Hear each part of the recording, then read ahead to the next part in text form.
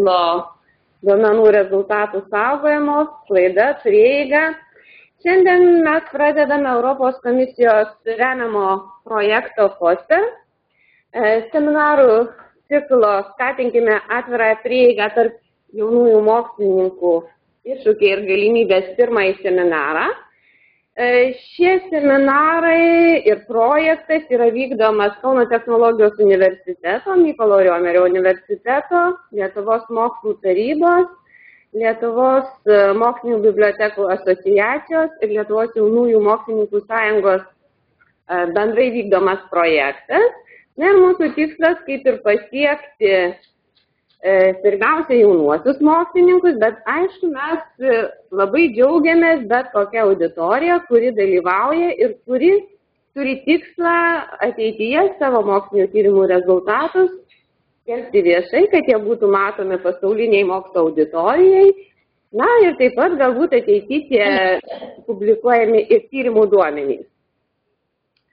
Tai dabar aš norėčiau pakviesti sveikinimo žodį pasakyti Kauno technologijos universiteto mokslo departamento direktorių Leoną Balaševičių.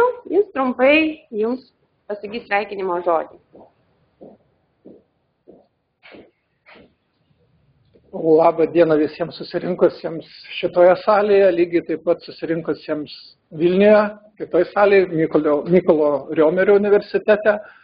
Man džiugu matyti gan gausų būrį mokslininkų, kurie domisi atviros prieigos teikiamomis galimybėmis, tiek kas liečia duomenų gavybą turbūt, prieimą prie tų duomenų saugojimą, mokslinio tyrimų rezultatų viešinimą. Norėčiau pasakyti, kad atvira prieiga turbūt suprantam ne tik galutinį produktą, tačiau lygiai taip pat Lietuvoje turim šiuo metu unikalią galimybę, tai atviros prieigos centrus, realiai kuriuose turbūt ateityje ir gims patys svarbiausi mokslinio tyrimų rezultatai bei žali duomenys, kuriuos turbūt bus galimybė tada dalintis su kolegomis. Iš tikrųjų, aš norėčiau jumis paprovokuoti diskusijai. Aš manau, kad šitas seminaras tai yra ta vieta, kur jūs galite padiskutuoti ir pasiaiškinti tiek atviros prieigos teikiamus pliusus, tiek atviros prieigos iškeliamus tam tikras abejonės tarp mokslininkų. Savaime aišku, kad atvira prieiga prie mokslinio tyrimų duomenų, prie publikacijų jinai yra labai gera, plėtojant tinklaveiką, ieškant mokslininkus, kurie dirba panašioj tematikoje kaip ir jūs, galbūt tai yra puikiai galimybė toliau teikiant paraiškas nacionaliniam ar tarptautiniam konkursiniam finansavimui gauti. Tačiau kai kurie mokslininkai kelia ir abejonės, tai tokios abejonės gali būti susijęs su atvira prieiga prie mokslinio tyrimų duomenų, ypatingai dar tų, kurie yra nepublikuoti, iš kurių nėra publikuoti straipsniai arba kurie turi turėti tam tikrą laikotarpį, kad yra neprieinami. Paprastai turime suprasti, žmogus yra savanaudis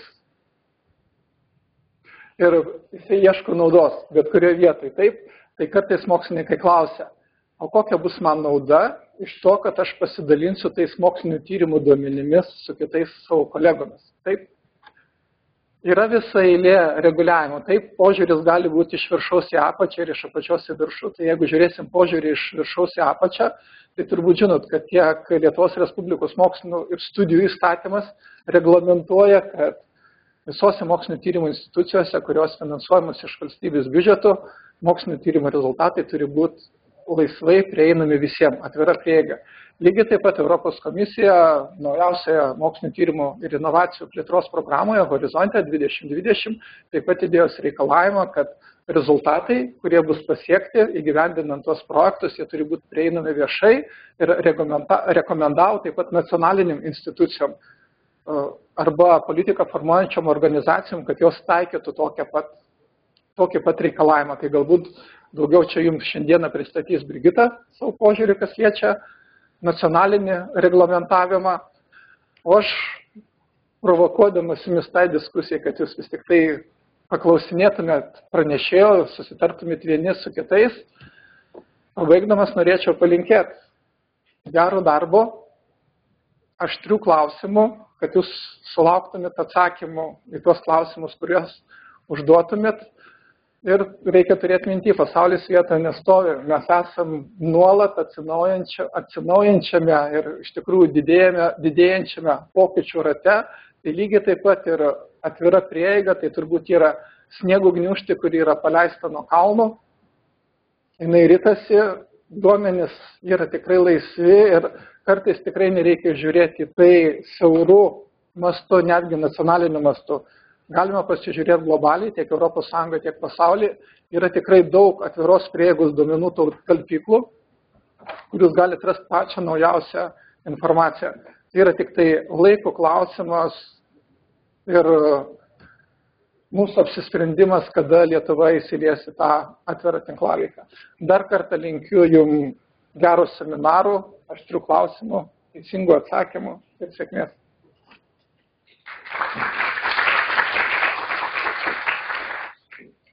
Ačiū gerbiamam direktoriui už tikrai tokį padrasinantį žodį. Noriu jūs tiesiog informuoti, kad visi pranešimai yra įrašomi ir vėliau, jeigu jūs norėsite dar kartą paklausyti, jūs galėsite tai padaryti. Nuorodos bus prieinamos bibliotekos ir projekto svetainėse. Ir mes turime ne tik čia dalyvaujančius dalyvius, bet taip pat turime dalyvius Mykolo Riomerio universitete. Taip pat mes turime tiesiog per internetą online stebinčius mokslininkus, kurie tiesiog negalėjo atvykti į čia. Ir mes to džiaugiamės, kad mes galime išplėsti galimybės visiems dalyvauti šitame seminare. Dabar aš noriu pakviesti mūsų pirmą pranešėją, daktarę Brigitą Serafinavičiūtę, kuri yra biomedicinos mokslų daktarė. Ir taip pat jinai yra Lietuvos mokslo tarybos valdybos narė, Lietuvos mokslo tarybos mokslinė sekretorė.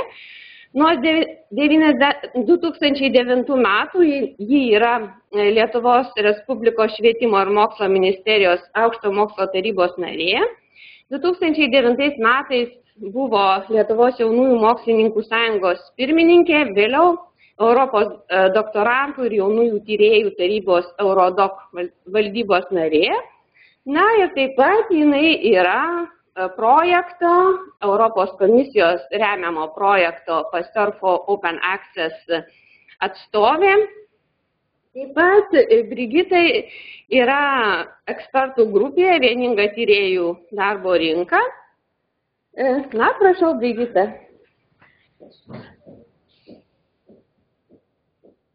Labai diena, čia skambėjo daug visokių titulų, bet viskas čia yra paprasčiau. Ir sveikinu visus susirinkusius į šitą seminarą, kuris yra pirmasis, kaip jau buvo minėta, pirmas ir ne paskutinis. Finansavimas šitam seminarui yra iš projekto FOSTER, tai Europos komisijos projektas ir tinklinis projektas. Ir organizacijos dalyvaujančios šiame projekte paskelbė konkursą, kas nori šviesti žmonės atvirosios prieigos klausimais, dalyvauti ir gauti finansavimą per juos. Ir, kaip jau minėta, ir KTU, ir Jaunųjų mokslininkų sąjunga, ir mokslo taryba, ir Mykolo Riomerio universitetas parengė jungtinę paraišką, laimėjo šitą kvietimą ir štai dabar turime progą pašnekėti apie atvirąją prieigą iš esmės. Taigi mano pranešimo tema šiandien bus atviroji prieiga, tai kaip šiuolaikinė kryptis moksle. Ir iš tikrųjų gerbiamas Leonas praktiškai pasakė santrauką mano pranešimo. Tai nežinau, ką aš čia dar naujo pasakysiu, bet galbūt kai ką detaliau. Tikrai nepretenduoju visus atsakymus ir jeigu kils klausimų, tai manau mes kartu galėsime paieškoti tų atsakymų, nes tai yra judėjimas. Atviroji prieiga yra judėjimas, tai nėra kažkokia labai dar griežta politika, nors tai jau įgauna vis daugiau politikos elementų. Ir kaip jau pristatė mane, esu ir projekto Pasteur for Open Access dalyvė ir Pasteuras, čia labai susisieja tas akronimas projekto ir Luisas Pasteuras yra pasakęs, kad iš esmės nėra nacionalinio mokslo, nes žinios priklauso visai žmonijai.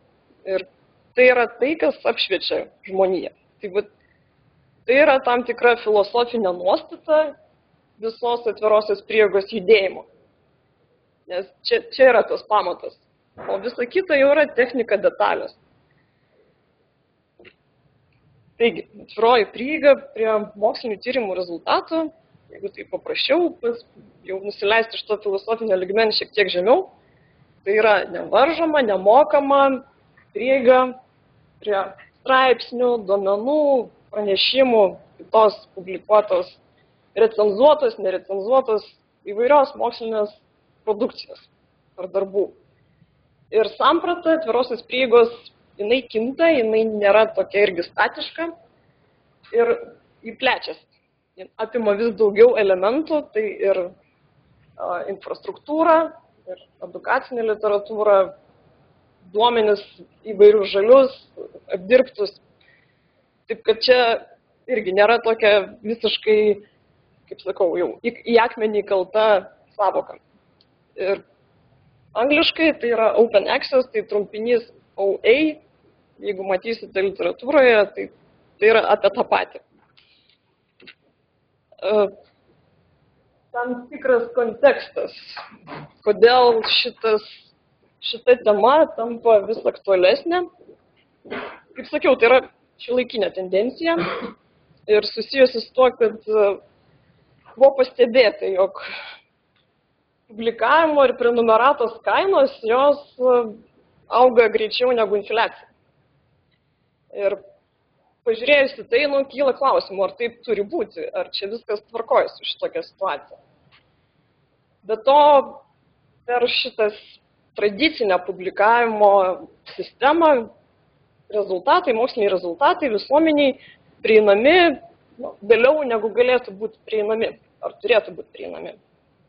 Ir taip pat auga įsitikinimas, kad tai, kas yra finansuota viešosiomis lėšomis, turėtų būti viešai prieinama. Tai vėlgi tam tikra principinė nuostata, ant kurios statoma visa atvirosios prieigos idėja. Taigi, grįžtant prie mano pranešimo, ir apie ką aš kalbėsiu, tai trumpai apie kaip viskas prasidėjo, nuo ko tas judėjimas užsivedė. Kokia nauda, čia jau tą naudą šiek tiek jau paminėjo ir gerbiamas Leonas, kaip vystėsi, nes tai vystėsi, tai nėra tik europinė tendencija, tai yra pasaulinė tendencija. Bet aišku, šiek tiek daugiau dėmesio skirsiu ES nuostatoms ir pažiūrėsim, ką mes turim šiandien Lietuvoje. Tai nuo ko viskas prasidėjo? Viskas prasidėjo iš tikrųjų nuo to, kad mūsų gyvenimas per pastaruosius 20 turbūt metų pasikeitė drastiškai. Turiu omeny būtent technologinės galimybės, taip vadinamasis skaitmeninis amžius ir tai, kad šiandien aš stoviu čia, o mane girdi ir Vilniuje. Prieš 20 metų turbūt to niekas neįsivaizdavo. Ir ne tik tai, kaip žinom, skaitmeninės galimybės pakeitė fotografiją, pakeitė taip, kaip mes bendraujame vienas su kitu, telefonai, televizoriai, tai palėtė visas gyvenimo sritis. Ir paradoksas, bet mokslinių rezultatų sklaidą ir būdus, kaip mes tai skleidžiame, pakeitė ne taip jau ir smarkiai, kaip galėjo pakeisti. Ir visos tos technologinės galimybės, kurias mes turime šiandien, jau dabar turime, jos nėra pilnai panaudojamos.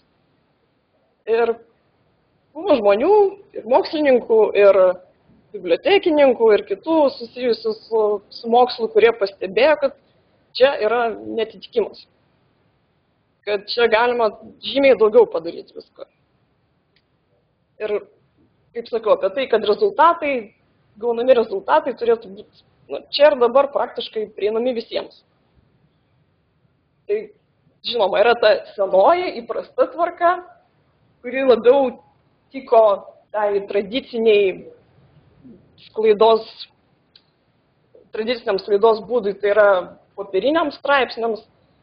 Tai šita tvarka išliko tokia pat, nors visa leidyba beveik persikėlė jau į skaitmeną.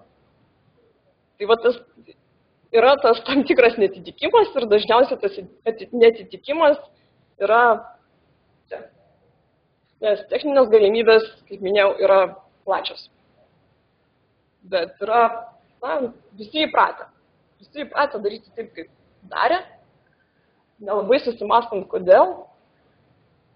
Aš atsimenu pati, kai dar rašiau straipsnius ir jau buvo atvirosios prieigos žurnalų, bet aš pati nesusimaščiau, kodėl yra vieni žurnalai, kur reikia mokėti už atvirą prieigą ir iš vis kodėl, tiesiog spausdinė, tiesiog taip visi daro knygai ir tu taip ir darai.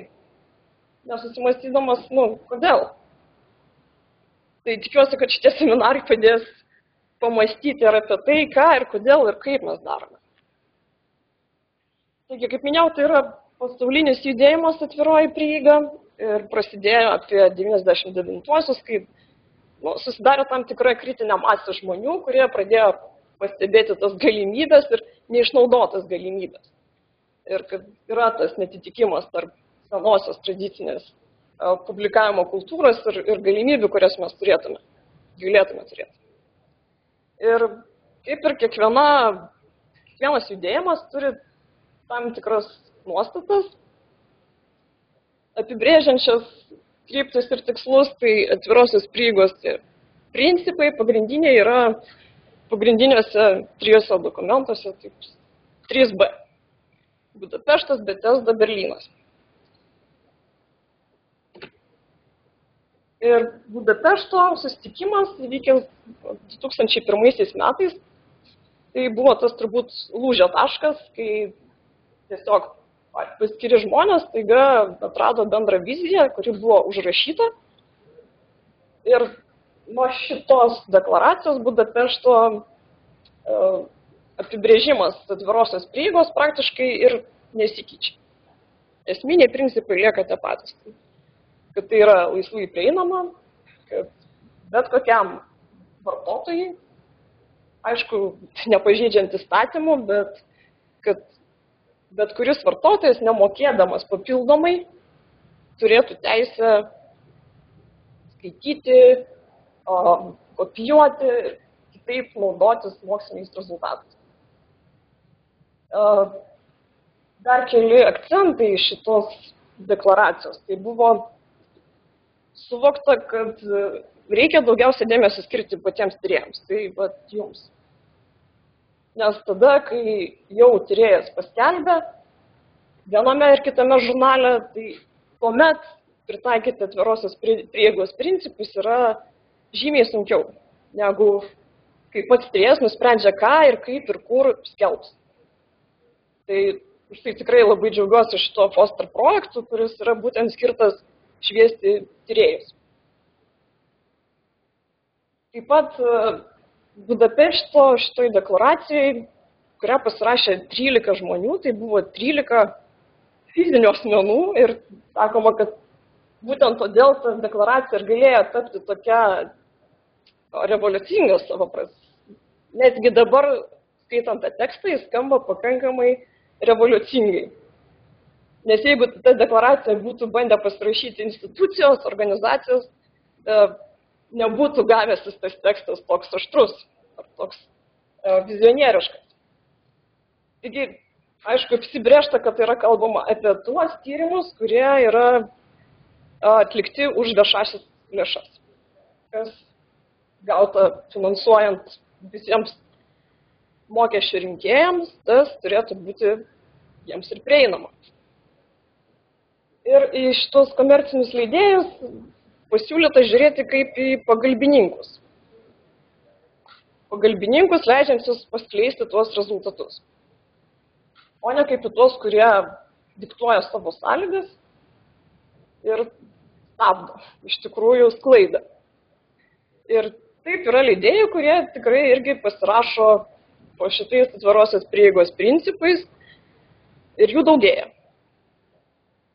Ir paskutinis akcentas šitos deklaracijos, tai kad buvo pasiūlyta atvirosios prieigos vizija ir ilgalaikė strategija. Ir suformuluoti du keliai, kaip tai galima pasiekti. Tai vadinamasis žaliasis ir auksinis keliai. Apie juos pakalbėsime šiek tiek vėliau, bet būtent Budapešte buvo šitie principai išrašyti. Buvo jau klausimas nuskambėjo, kokiagi nauda. Tai visų pirma, kokia nauda tyrėjams. Galimybė didinti savo tyrimų kokybę. Nes kai atviri rezultatai, gali įvykti diskusija, tai tikroji mokslinė diskusija, gali gimti naujas idėjas, naujams bendriems tarpdisciplininiams, netgi tarptautiniams projektams. Taip pat žmogus, kai jis skelbia kažką atvirai, turbūt daugiau atsakomybės prisiema. Čia ir apie akademinę etiką kalbant taip pat yra svarbu. O visuomeniai kaip ir minėta, tai galimybė greičiau pasinaudoti tais moksliniais rezultatais. Tiek politikos formuotojams, nesakoma, kad taip, politika turėtų būti paremta mokslinių tyrimų rezultatais, tiek pačiai visuomeniai, čia mokslo populiarinimas ir visa kita, nes taip visuomenė nebėra ta, kuri tiesiog stebi mokslą iš tolo, jie nori dalyvauti, yra daug žmonių, ne doktorantų, ne daktarų, bet kuriems įdomu, ką mokslas gali pasiūlyti šiandien, kurie mielai patys imtų tos duomenys ir skaičiuotų, ar skaitytų publikacijas. Ir jie turi tokią teisę. Aišku, ir mokslo finansavimo skaidrumas padidėja, kai yra atviroji prieiga. Iškart matyti, kas tos pačius duomenis kažkaip pagražino, ar panaudojo dar kartą publikacijas tas pačias per kelis žurnalus. Ir kita vertus atsiranda galimybė mokslo finansuotojams skirstyti tuos srautus ten, nukreipti, kur dar, matyt, trūksta tyrimų, o ten, kur jau yra per daug daroma, šiek tiek mažinti. Tai yra visos tos galimybės, kurios didina tiesioginę grąžą. Ir kas be ko, šiandien labai madinga kalbėti apie inovacijas, bet taip, jeigu kalbam apie verslą, tai yra verslo, kuris taip pat norėtų naudoti mokslinius duomenis ir jeigu jie yra atviri, tam nebėra kliūčių. Grįžkim vėl prie tos istorijos. Apie Budapešto deklaraciją jau kalbėjau. Ir kaip matot, kitais metais, visas šitas judėjimas įgavo pagreitį. Jau 2003 įvyko Betesdos susirinkimas, kuriame jau buvo sutikta tam tikra institucinis patikimumas šitam judėjimui, tai nebebuvo tik tais kelių fizinių asmenų iniciatyva. Nes po šitais principais pasirašė medicinos įvairios įstaigos ir medikai, taip pat fondas Wellcome Trust. Ir vėlgi, tais pačiais metais vyko dar viena konferencija Berlyno, ir jau čia Max Planck Society organizavo. Ir kasmet dabar Berlyne vyksta atvirai prieigai skirtos konferencijos. Ir čia buvo ištransliuota žinutė, kad mokslo institucijos turi pasirengti savo strateginės nuostatas dėl atvirosios prieigos. Kad turi įpareigoti savo mokslininkus, kaupti savo duomenis, juos talpinti talpyklose ir taip pat turėtų skatinti savo mokslininkus publikuotis atvirosios prieigos žurnaluose. Finansiškai skatinti irgi. Taigi, tos dvi koncepcijos. Žaliasis kelias ir auksinis. Žaliasis kelias būtent yra apie tai, kad savo duomenis, publikacijas galime talpinti talpyklos, atvirosios prieigos talpyklos. Ir čia yra dvi pagrindiniai tipai tokių talpyklų, tai institucinės ir teminės. Institucinės suteikia galimybę institucijai pilnai 100% savo mokslininkų sukuriamus darbus surinkti ir turėti vienoje vietoje ir juos atverti. Teminės tuo tarpu yra tam tikroj tematikai. Fizikos, medicinos ar kažkur. Dar vienas skirtumas tarp jų yra, kad teminės tai yra pačių tyrėjų iniciatyva. Jų niekas neverčia to daryti, kai tuo tarpu institucinėse jau yra atsiranda tas elementas, kad institucija gali švelniai priversti tyrėjus kaip daryti. Gali išleisti nuostatą, tarkim, kad vertinimo metu užskaitomi tik tie tyrėjų darbai, kurie yra tose talpyklose. Ir taip ir yra daroma daug. Auksinis kelias ir šitie du keliai neprieštarauja, iš tikrųjų vienas kitam, jie yra kaip ir papildantis, nes bendras pagrindinis tikslas yra taip, kad 100% viešosiomis lėšomis vykdomi tyrimai būtų prieinami visiems nemokamai. Čia ta auksinė vizija, kurios siekia šitas judėjimas. Tai auksinis kelias yra būtent publikuotis atvirosios prieigos žurnaluose. Ir čia yra čia irgi yra įvairių tų žurnalų, yra tokie ir hibridiniai, kurie taip pat turi prenumeratos kainą, bet už papildomą mokestį savo publikaciją atveria. Bet čia yra irgi daug įvairių nuomonių, kas būtų tinkama ar netinkama. Dar šiek tiek apie tą istoriją ir apie tai, kad tai tikrai yra pasaulinė tendencija ir iš tikrųjų kylanti iš apačios, iš pačių mokslininkų. Tai nėra kažkieno politikos sugalvota idėja. Nes jau 50-aisiais CERN mokslininkai dalinosi savo publikacijomis, talpindami jas bibliotekoje savo. Ir 2004-aisiais, bet jeigu prisimenat, 2002-aisiais Berlyno, šitą Budapešto deklaraciją, 2003-aisiais Berlyno ir Betesdos, ir jau 2004-aisiais priimama universiteto mastu nuostatos. Tai vyko Australijai. Tais pačiais 2004-aisiais Europoje priimamos pirmosios institucinės nuostatos ir čia lyderis Portugalija. Ir 11, kaip sakiau, tos nuostatos buvo sustiprintos, įpareigojant visus publikuoti būtent instituciniai talpykloje, nes tik tos publikacijos užskaitomos.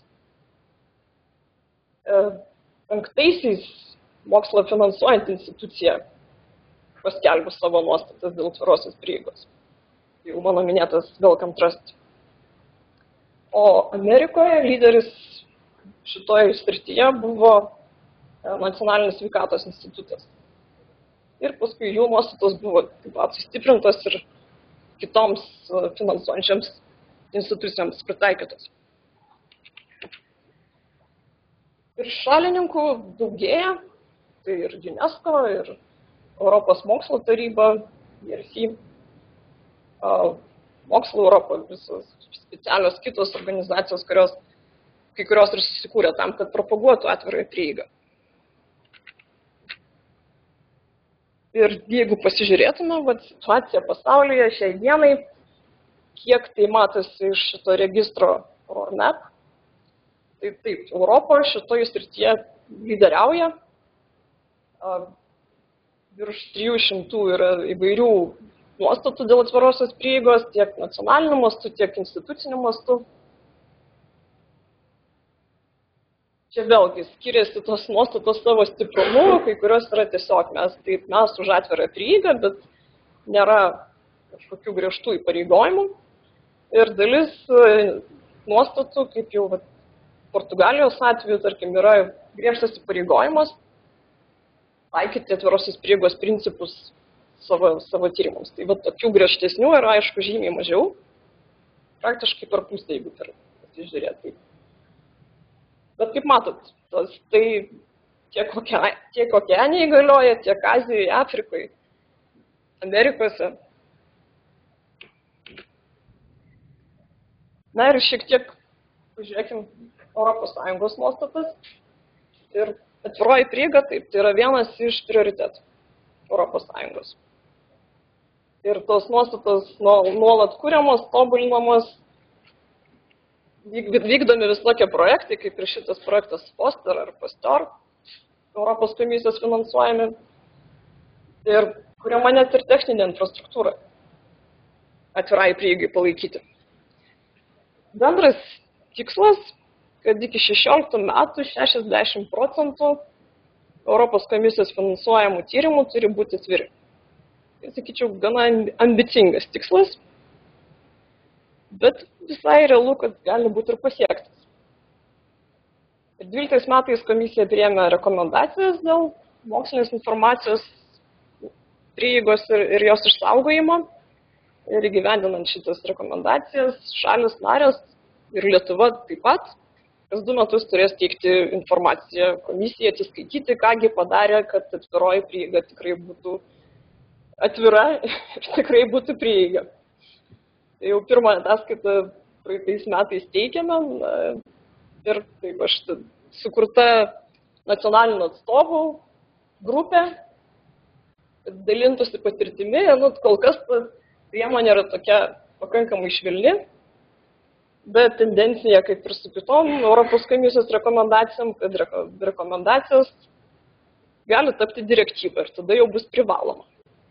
Šiaip jau šalis narės turėtų 14-15 metais pasirinkti nacionalinės nuostatas dėl atvirosios prieigos. Tai kol kas mes tokių nuostatų kaip ir neturim. Ir aišku, nuostatos nuostatom, bet kai tai nesusijęs su finansavimu, jos gali taip ir likti pakabintos. Bet Horizonto programoje yra aiškiai pasakyta, apibrėžta ta pati atviroji prieiga. Kaip matot, beveik panašus labai tekstas į Budapešto deklaraciją. Ir taip, šita programa vyks 7 metus, jau prasidėjo, tai viena didžiausia ES mokslinių tyrimų ir inovacijų finansavimo bendroji programa. Ir finansavimo sąlygose parašyta, kad atviroji prieiga yra privaloma prie publikacijų. Nesvarbu, ar žalesis kelias, ar auksinis, čia jau pasirinkimo laisvė. Jeigu auksinis, tai publikavimo išlaidos yra tinkamos išlaidos. Prie duomenų kol kas to privalomumo elemento nėra. Čia galima rinktis atverti savo duomenis, neatverti. Jeigu atverti, tai turi būti duomenų tvarkymo planas ir yra numačius komisiją ir gaires tam tikras ir pagalba, jeigu tyrėjas nori atverti savo duomenis. Ir kaip matom, politika atvirosios prieigos klausimų jinai stiprėja. Galbūt ne taip smarkiai, kaip norėtųsi kai kam, bet vis tiek lyginant 7 bendrąją programą ir horizontą, tai matosi šioks toks poslinkis. Nes 7 programai buvo tik pilotinis pabandymas dėl prieigos prie publikacijų. Kai horizonte tai jau yra privaloma nuostata ir horizonte yra tas pilotinis pabandymas su duomenimis. Kol kas nėra aiškių nuostatų dėl prieigos prie monografijų, tai daugiau apie straipsnius kalbama, bet kaip matom, tendencijos yra aiškios. Ir kadangi yra reikalavimas savo publikacijas atverti, tai Europos komisija per dar 7 bendrosios programos metu pradėjo OpenR projektą, tai yra, kuris praktiškai buvo skirtas įgyvendinti Europos mokslo tarybos nuostatas, nes IRC jie iškart pasakė, kad turi būti jų finansuojamų projektų publikacijos atviros. Tai gyvendinti šitą nuostatą, padėti gyvendinti, buvo sukurta infrastruktūra, kuri išaugo Europos atvirosios prieigos infrastruktūrą. Ar čia yra kitų gerų nuorodų, kurias galėsit vėliau pasinagrinėti. Pati idėja yra, kad bent jau Europos mokslo erdvėje tos nuostatos labai nesikeistų priklausomai nuo šalies. Tai, kad tai būtų pageidautina, įmanomai labiausiai suderintas su horizonto nuostatomis. Ir, kaip matot, kai kurios šalis, plus minus yra pasirengusios tas nuostatas, kurios praktiškai atitinka horizonto nuostatas. Tai čia ir Norvegijos mokslo taryba, nors nepriklauso Europos Sąjungai, ir Šveicarija, Belgija, Austrija, Danija, Italija, tikrai nemažai šalių, kurios praktiškai yra ir pasirengusios ir taiko šitas nuostatas. Dabar, kaip sakiau, situacija Lietuvoje tokia, kad tokios bendro dokumento šituo klausimu mes kol kas neturim. Bet kom galim pasigirti, tai kad yra įstatyme nuostata 45 straipsnio, kad mokslo darbų rezultatai turi būti skelbiami viešai, kurie buvo gauti už valstybės lėšas. Ir tas pats nevalstybiniai mokslo institutai, kiek tai neprieštarauja jų pačių nuostatoms. Bet, kaip sakant, yra ta įstatyminė nuostata, bet paskui jos gyvenime, kol kas mes dar labai nepasistumėjom.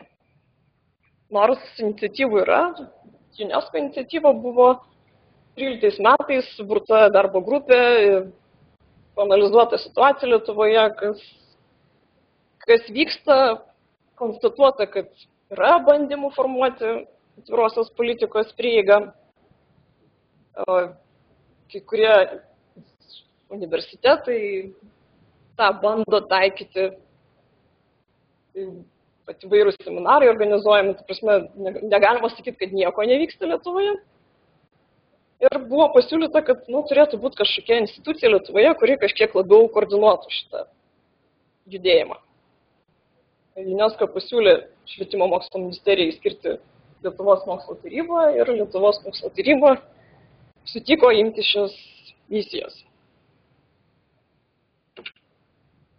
Ir mes savo ruožtu dalyvaujam įvairiose darbo grupėse ir Europoje, kaip jau minėta, ir ta Europos komisijos ekspertų grupė, ir Science Europe turi įvairias darbo grupės, kuriuose vienu ar kitu aspektu paliečiama atviroji prieiga, tai ir atskira darbo grupė atvirosios prieigos prie publikacijų ir, kaip minėta, mokslinių tyrimų duomenų klausimas irgi susijęs su atvirai prieiga bei mokslinių tyrimų infrastruktūrų. Šitos 3 darbo grupės, jos irgi analizuoja situacijas Europos Sąjungos šalyse narėse. Kaip jau buvo minėta, taryba taip pat yra šito projekto PASTEUR dalyvė. Ir šis projektas yra skirtas būtent mokslo politiką formuojantiems asmenims, politikams ir institucijų vadovams. Tai džiugu, kad FOSTER ir PASTEUR vyksta vienu metu ir FOSTER tas labiau orientuotas į tyrėjus, PASTEUR į mokslo politikos formuotojus ir sprendimų priėmėjus. Ir tikėtina, kad šitie 2 judesiai iš viršaus ir iš apačios duos geresnių rezultatų nei pavieniai.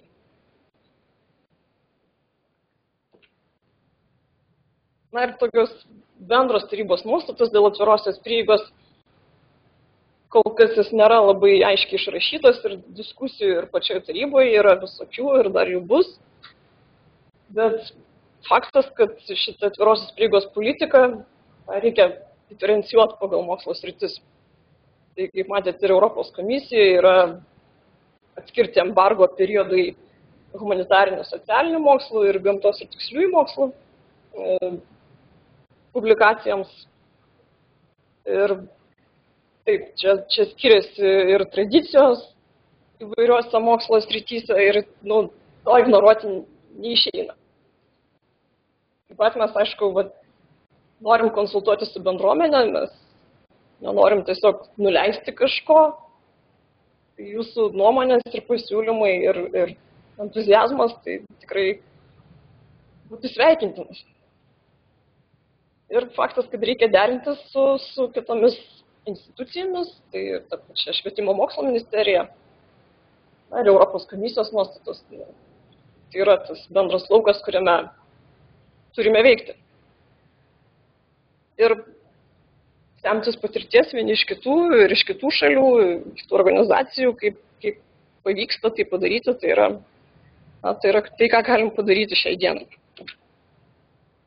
Ir kaip sakiau, nėra Lietuvoje visiškai tokia jau tuščia balta dėmė, nes yra ir nacionalinė talpykla, ir duomenų archyvas planuojamas, čia kitą mėnesį turėtų vykti pristatymai šito archyvo Midas. Lida turbūt žino, KTU dalyviai šitą archyvą ir tarybos vykdomas projektas, tai duomenų bazė lituanistika, ten beveik virš 30 tūkstančių publikacijų yra prieinamas visas tekstas. Ir šitam registre, ROMEP, šiuo metu yra 3 universiteto talpyklos registruotos. Sveikatos mokslo universiteto, Vytauto Didžiojo ir Mykolo Riomerio. Manau, kad jų daugės. Na, vietoj artėjant prie pabaigos ir ta vizija, kad viskas, ką aš publikuoju, tai yra laisva, prieinama, imkit ir naudokit. Ir gerbiamas Leonas jau pasakė, kad turbūt kelio atgal nėra, kad jau dabar daugiau nei pusė darbų yra prieinami atvirai.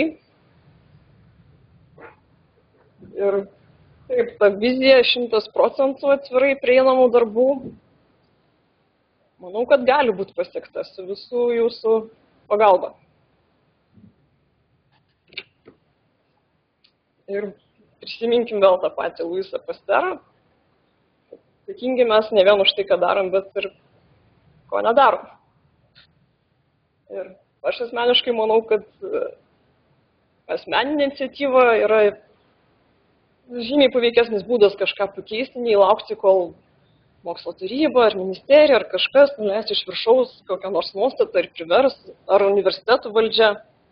Taip, tai gali priversti, bet ta iniciatyva, kuri kyla iš apačios, jinai yra paveikesnė.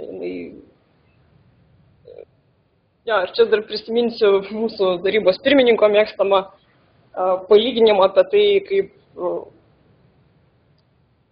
užsiejama žolytė ir prieš klojant šaligatvius pasižiūrima, kur žmonės praeina. O ne išklojimo šaligatvį, žmonės vis tiek vaikšto kitur.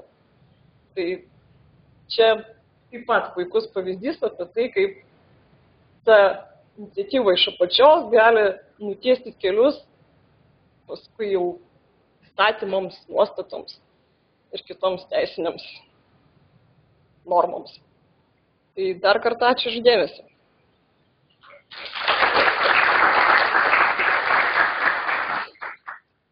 Labai ačiū.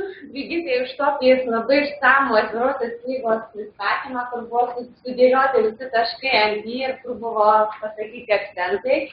Mes labai turime gerą galimybę, kadangi Brigita yra ne tik kaip ekspertas projekto atstovė, bet ir LMT, yra pačio pagrindinės institucijos, kuri finansuoja mokslinius tyrimus atstovė.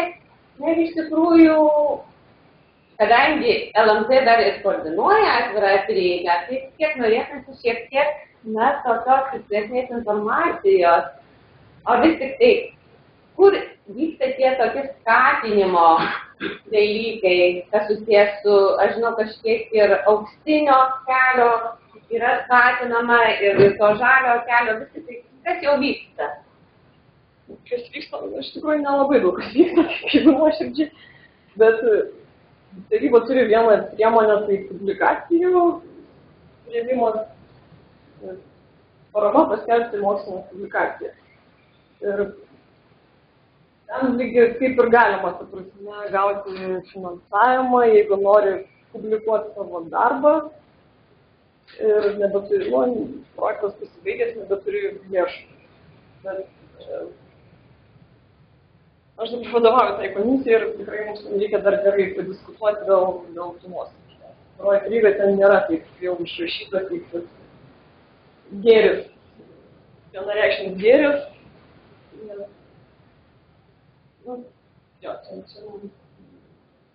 Tarybai tikrai nėra vieningos nuomonės šito klausimu ir tarybos sudaryta iš tų pačių mokslininkų. Tačiau yra daug tradicijų, daug nusistovėjusio įprasto būdo, kuris yra patogus ir aiškus. Ir kaip vakar buvo paminėta, pranešimo metu, kad finansuojančios organizacijos jos dažniausiai yra konservatyvios. Pasakykime apie mokslo tarybas, įvairias ne tik Lietuvos, tai čia tokių labai didelių proveržių. Stengsime ką daryti. Tai formaliai kaip ir yra tokia galimybė mokslininkam aplikuoti, prašant finansavimo, publikuoti atvirojoje prieigos. Visas tas projektas aplikuoti. Tai yra dalis teismo lėšų. Mato, tai kažkaip reikės mokėti žaką ir kliūtį. Ir aišku, yra žurnalistikos duomenų bazė, nuo 2009 metų priimama. Taryba kaip vykdanti organizacija šitą projektą ir bent jau aš sanskritį, nededama viskas, bet dar vyksta ekspertinis vertinimas iš urbanistinių darbų ir jau tik atrinktus, kurie praeina minimalius mokslinį publikaciją keliamus reikalavimus, duomenų bazė ir su autorius susitikimų įvykus ir atveriama. Duotas tai duomenų bazė, kuris čia laukyti, nerašyti. Ar daugiau klausimų pranešėjai būtent? Aš gal dar noriu tiesiog akcentuoti, Brigita jau kaip ir sakė, kad yra tam tikri skirtumai tarp fizinių technologijos ir socialinių humanitarinių, kad skiriasi net embargo periodas. Bet man tai susidaro toks vaizdas, kad Lietuvoje vyksta priešingi procesai. Jeigu, sakykime, Europos komisijos reikalavimai yra, kad embargo periodas fizinėms technologijos biomedicinos yra 6 mėnesiai, o socialiniams humanitariniams 12 mėnesių. Tai, bent jau mano asmeninė nuomonė, kad Lietuvoje yra priešingai, socialiniai, humanitariniai, jie yra aktyvesni, jie daugiau talpina atviros prieigos negu fiziniai technologijos mokslas. Tai tik mano tokia, sakykime. Geras pastebėjimas, aš sutikčiausi iš to pastebėjimo, kaip aš sakau, čia labai daug priklauso nuo net ir šitoj srity nuo asmeninės iniciatyvos. Kadangi mūsų humanitarinis socialinių mokslų komiteto pirmininkė yra tikrai šalininkė šitos atviros prieigos, tai taip jau šitie mokslai yra labiau pasistumėję. O šitas konservatyvus pradas, čia statistiniuose moksluose gilesnė. Pagero, tai asmeninė iniciatyva turi labai daug, vaidina lemiamą vaidmenį, pagero. Tikrai skatinai visus tos asmeninės iniciatyvos. Tai greičiausias būdas kažką pakeisti. Ačiū. Ar turite daugiau klausimų? Jeigu ne, tai mes tikrai tos klausimus turėsime galimybę pateikti dar Brigitai, kai bus diskusijos. O dabar aš noriu pakviesti mūsų antrąjį pranešėją, kuris darys pranešimą tema sąsajos tarp atvirosios prieigos publikacijų ir atvirųjų tyrimų duomenų. Ir čia aš noriu pakviesti mūsų svečią, Martiną Donelį, kuris atvyko iš Edinburgo universiteto, iš skaitmeninių duomenų valdymo centro. Ir jo atsakomybės sritis yra duomenų valdymo planavimas ir politika. Jis yra knygos mokslinių tyrimų duomenų valdymas bendraautorius. Taip pat jisai yra vienas iš iniciatorių, kuriant duomenų valdymo plano įrankį. Jis atliko labai daug veiklos, skleisdamas gerąją patirtį Jungtinėje karalystėje, Jungtinėse Amerikos valstijose, Kanadoje, Australijoje, Naujojoje Zelandijoje, Danijoje, Italijoje, Belgijoje. Ir štai mes matome jį čia, Lietuvoje, ir tuo mes labai džiaugiamės. Na ir jo, sakykime, visa ta veikla duomenų valdymo srityje iš tikrųjų yra labai didelė. Ir dabar norime pakviesti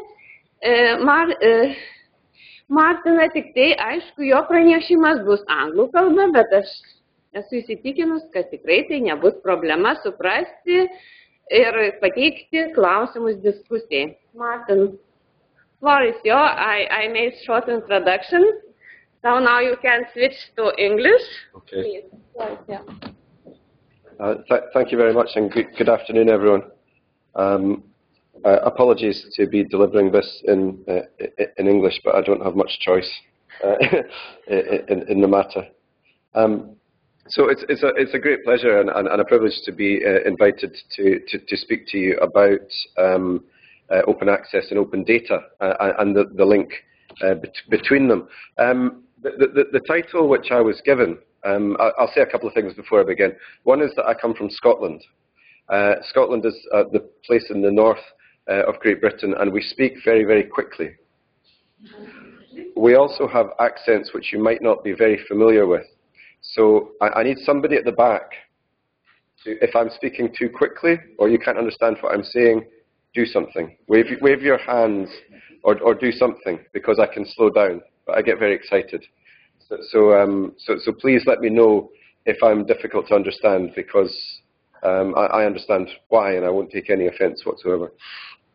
So I was asked to speak about linking open access research publications with open research data. That's actually quite a simple and straightforward thing to do. I could cover that in a couple of slides, and in fact I do cover that in a couple of slides. So I started to think about putting it in a context, a wider context. So I'm going to talk about a few things. I'll talk about the Digital Curation Centre, which is the organisation that I belong to in the UK. I'll talk about the relationship between open access to publications and open data.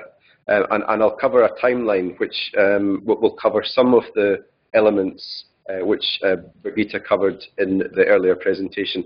I didn't understand a great deal of the earlier presentation, but I understand Budapest when I hear it. So I think I know what that bit was about.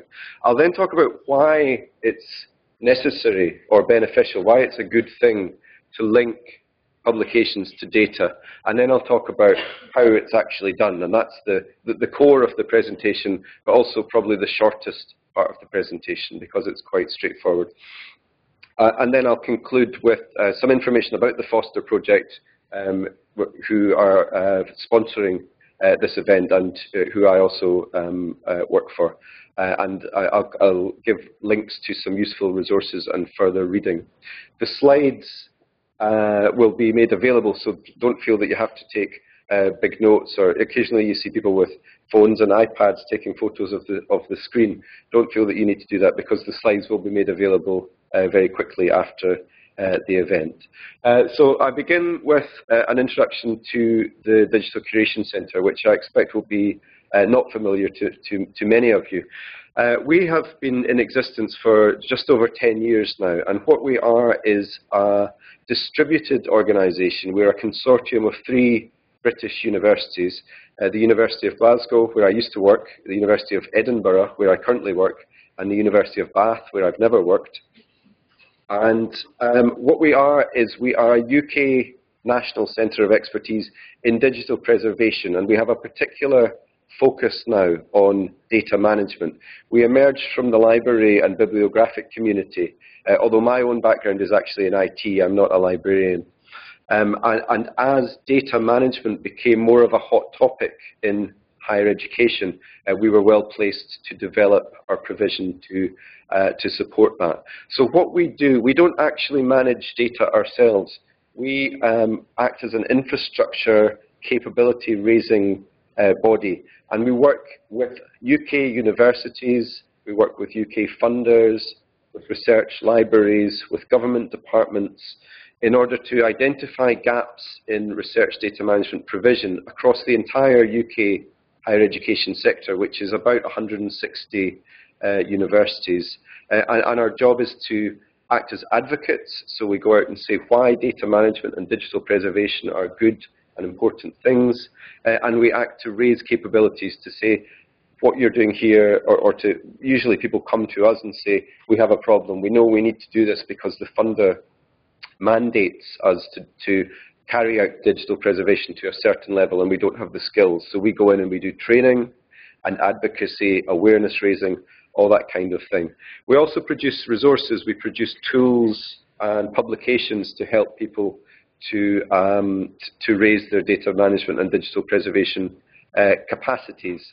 And all of the materials that we produce are available under Creative Commons licenses, so they can be built on and modified by anyone who wants to. We're involved in lots of international and European projects.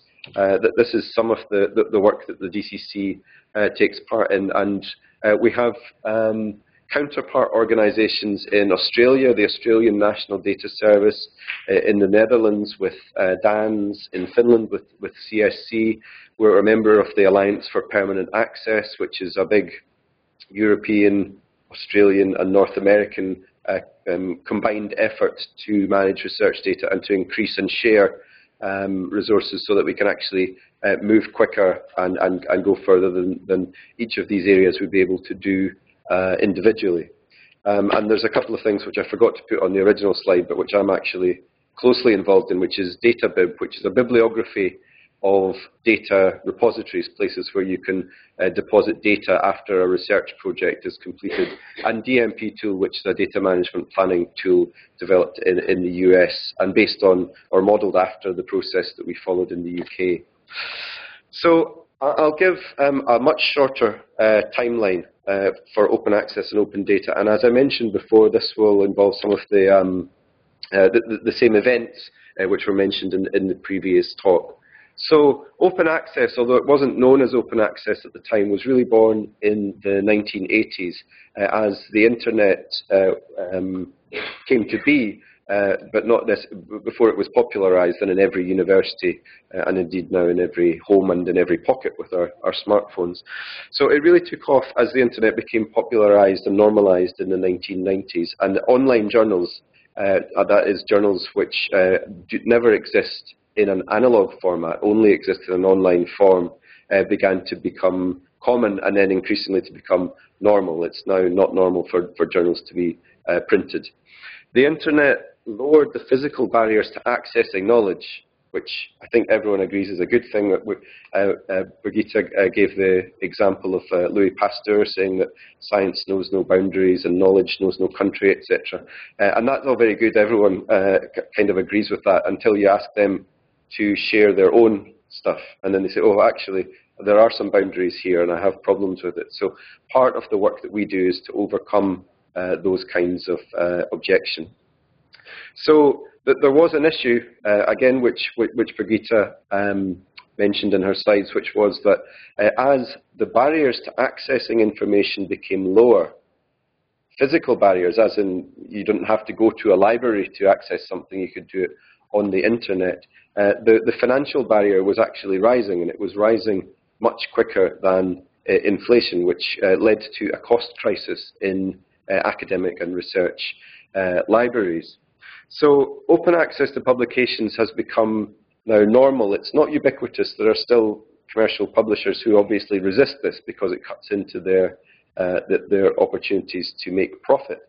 The scholarly community, and indeed broader than the scholarly community, the government community and science ministers and the G8, etc., have turned their attentions to the data, which acts as the evidence to research publications. It underpins their findings. And we're now in a position where research data is considered to be a first-class output of research in its own right. It's not just something which is kind of forgotten about after the publication is released and preserved. So it's up there with the same kind of value. So the development of the open access and the research data management agendas are closely linked. This is a timeline which I pulled together, derived from Peter Suber's 2009 timeline, but augmented by myself. So a very early online peer-reviewed journal would be the New Horizons in Adult Education, which emerged in 1987. 4 years after that, the Bromley Principles regarding full and open access to global change data were released.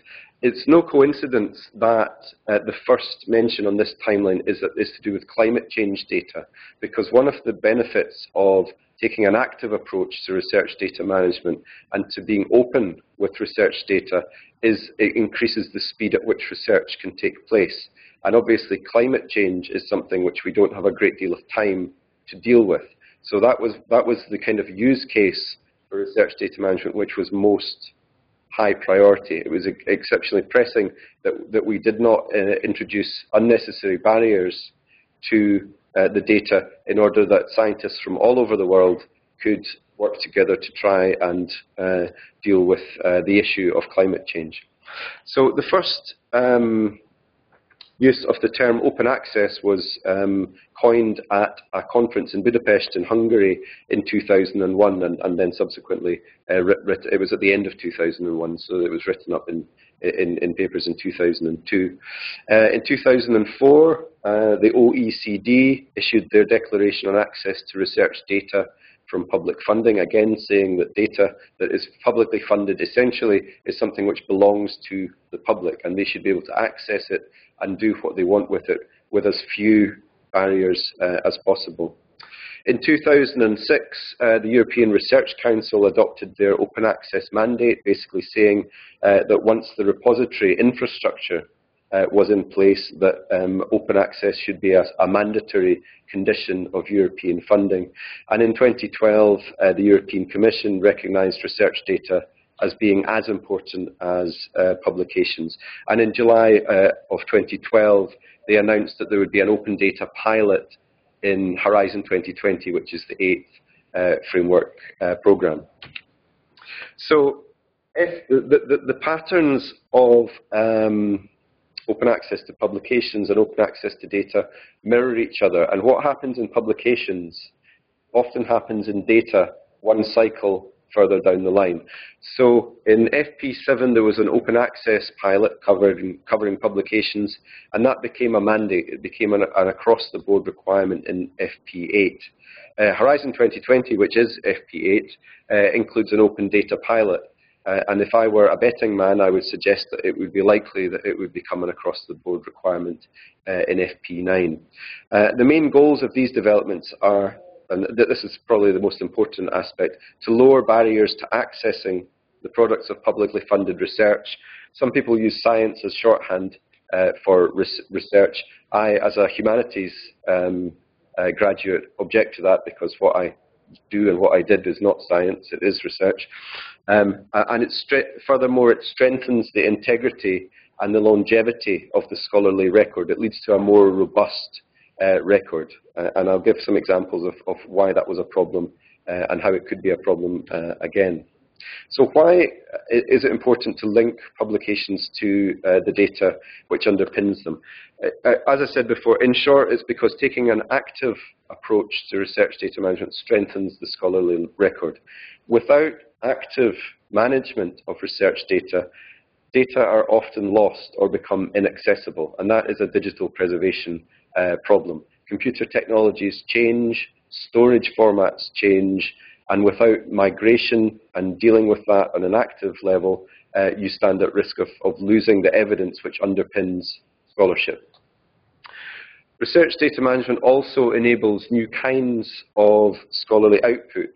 There's been an emergence in very recent years of data publications and data papers, whereby scholars, researchers, research teams publish data and a description of how it was captured, but without any further scholarship on top of that. Basically saying, here is information that we captured, here is the information that you need, the metadata or the descriptive information that you need in order to determine whether it is relevant to you and of a sufficient quality for you to use in your research. And then you're free to go and build upon that. And you would cite the data paper as you would cite any other bibliographic resource. And looking forward into the future, the goal is of linked open data, where data is available openly. Each data set is linked to other data sets, and you can use improvements in computer technology and processing power to do things that the human brain simply is not capable of.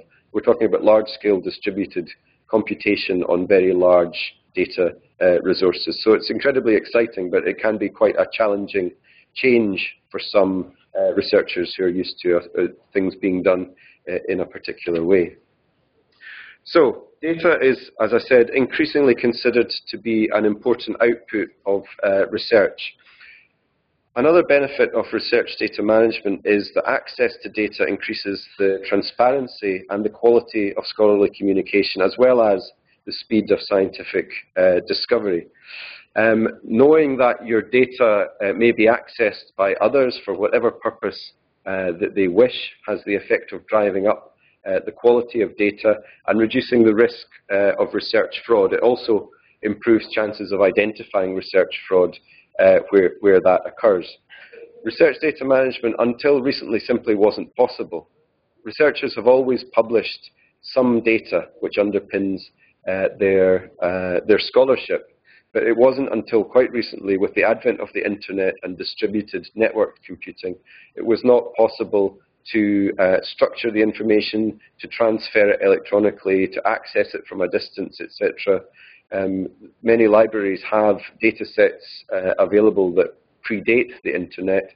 Essentially, these are very large printed volumes of sheets, and if you're looking for a particular data point, you have to find the page and look for it, etc. It obviously takes a great deal of time that for a computer it can be done in the blink of an eye. So the ideal scenario for research data is that anyone viewing a publication is able to locate and query the data set which underpins it, and vice versa. If you're looking at a data set, you can see the publications which rely upon or which cite that data set, and that's for whatever purpose they might have.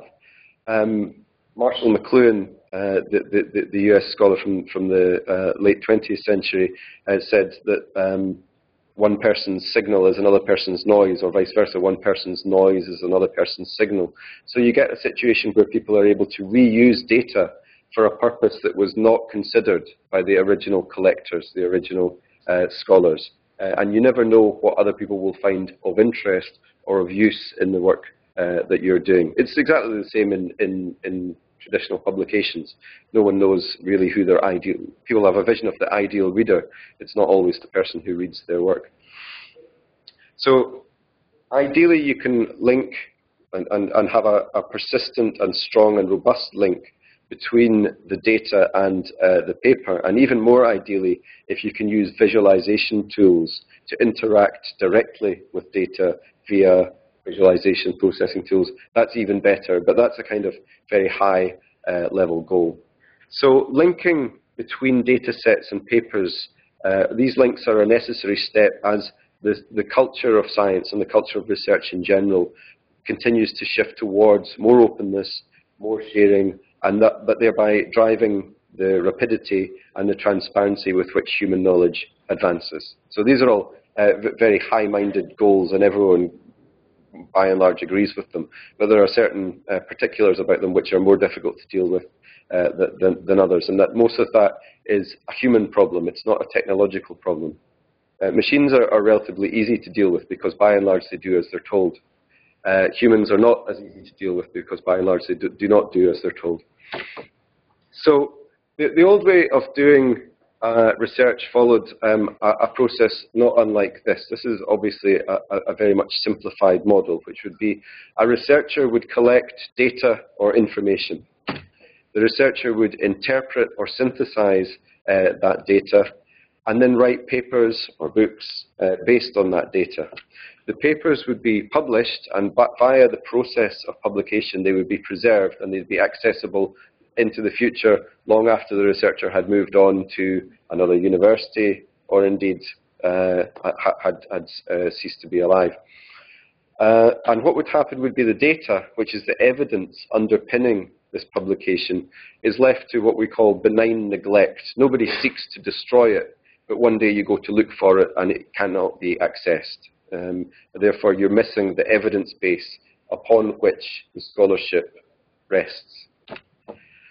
So A useful formulation, a useful formula to think about is one which is derived from a paper by Timothy Vines, just from last year, published in Current Biology, and that is that data plus time equals no data if you don't carry out active interventions. So Vines and his colleagues looked at more than 500 studies of between 2 and 22 years old and found that every year the likelihood of the data, which was the evidence for these publications being available, fell by 17%. So there was a 17% chance each year, a cumulative chance, that you would not be able to access the data which underpinned the publication.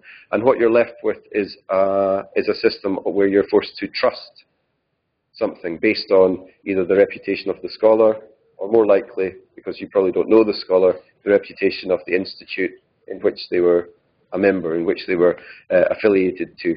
That was the best that could be done for quite a long time. It's no longer the best we can do now, because we can link publications and data and store them and ensure that those links last long into the future. So this is a process that requires active intervention to manage research data and to link it to the publication so that the evidence base and the publication are kept together.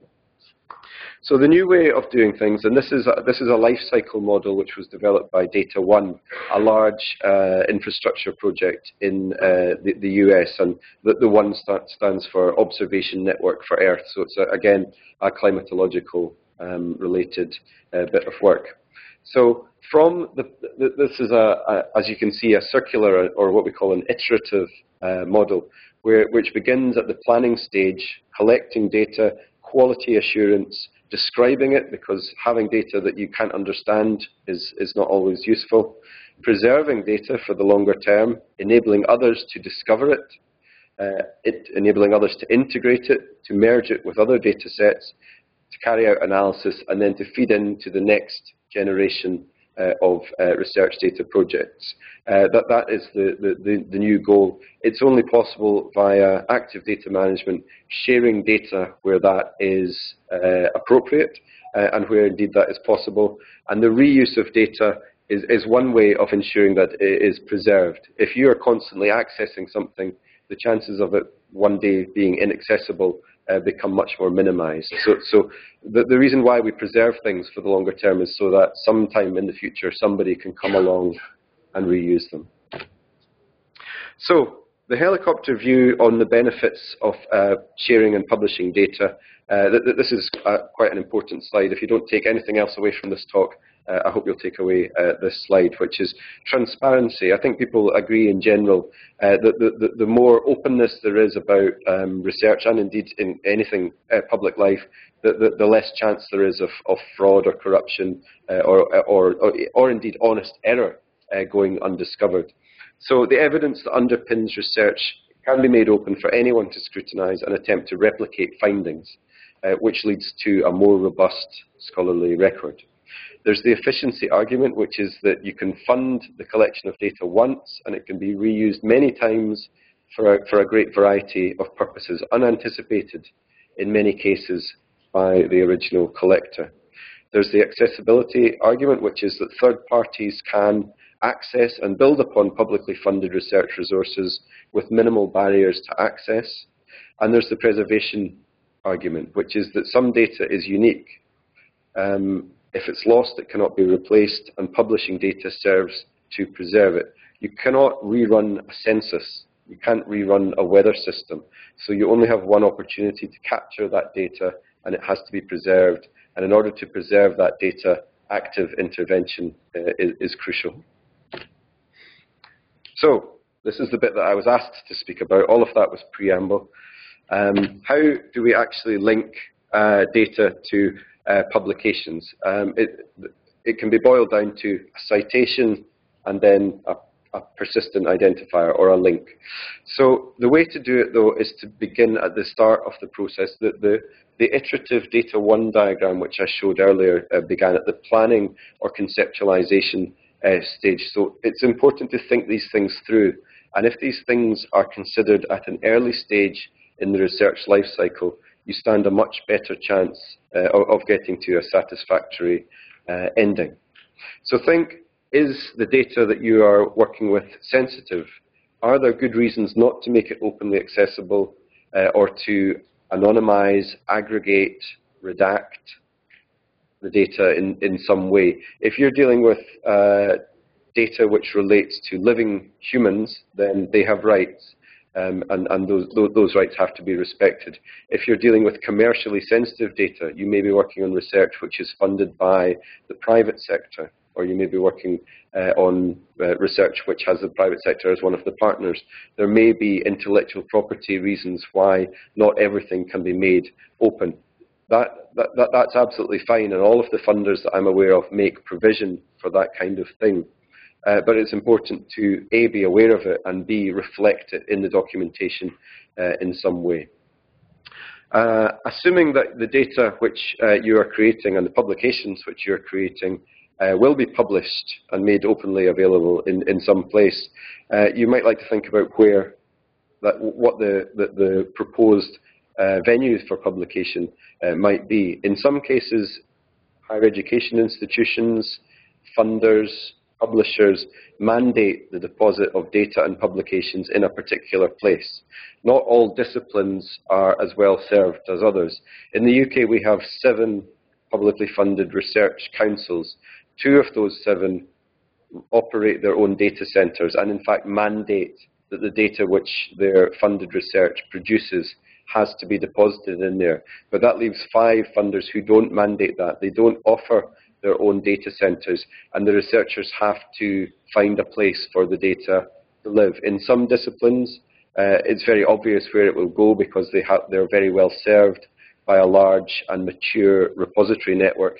In other disciplines, like the arts and humanities, it's difficult to say where it will go because there isn't that repository infrastructure in place. So if there isn't a disciplinary repository for your data to be stored in, you might like to consider something open, like Zenodo, which is an open access data repository, which is operated by the people who run CERN. So, as Vines said, scholars make bad long-term custodians of their data sets. It's far better for the data to be stored for the long term by an institution, by a data center, by a library, because the interest in the data may last considerably longer than the lifetime of the researcher. So, it's important also to remember that research data management is a hybrid activity. It involves lots of different stakeholder groups. The principal investigator, in many cases, will be ultimately responsible for research data management. So it will be he or she who has the responsibility of ensuring that the data and the publications are shared, made available, deposited in accordance with the mandate, whatever mandate is in place coming from the funder.